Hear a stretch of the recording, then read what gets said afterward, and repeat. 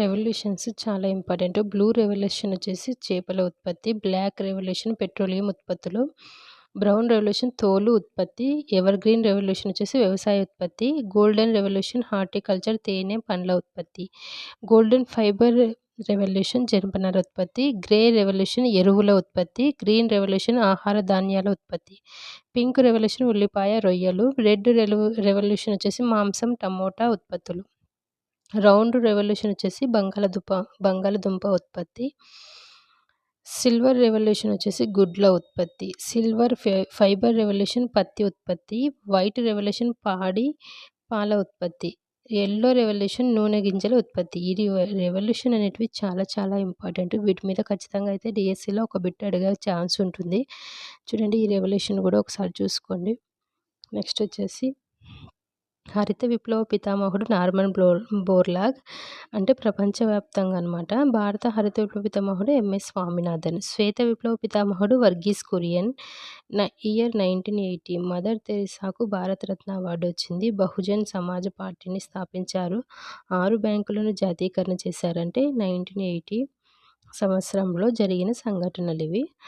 భారత భూభాగం నుంచి ప్రయోగించిన మొదటి ఉపగ్రహం రోహిణి.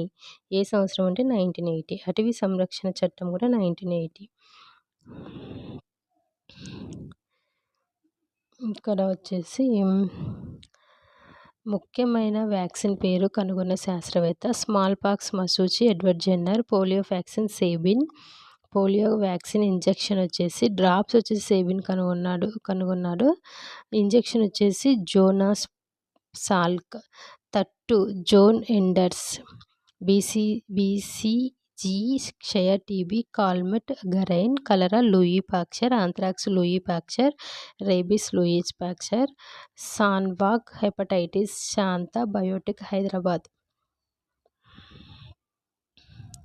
ఇంకా ఆమ్లాలు లభించే పదార్థాలు, సిట్రిక్ ఆమ్లం వచ్చేసి నిమ్మ జాతులు, లాక్టిక్ ఆమ్లం పాలు, ఆక్స్కార్బిక్ ఆమ్లం ఉసిరి, మాలిక్ ఆమ్లం వచ్చేసి యాపిల్, టాటారిక్ ఆమ్లం చింతపండు, ఎసిటిక్ ఆమ్లం ద్రాక్ష, ఆక్సాలిక్ ఆమ్లం టమోటా పాలకూర, ఓలిక్ ఆమ్లం పత్తి, లారిక్ ఆమ్లం కొబ్బరి నూనె, ఫార్మిక్ ఆమ్లం వచ్చేసి చీమలు, హైడ్రోక్లోరిక్ ఆమ్లం జీర్ణాశయం, యూరిక్ ఆమ్లం మూత్రం.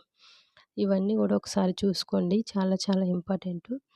ఇప్పుడు రెవల్యూషన్ ఒకటి చెప్పాను. తర్వాత అదే రెవల్యూషన్కి సంబంధించిన ముఖ్యమైన పితామహులు ఎవరు భారతదేశంలో?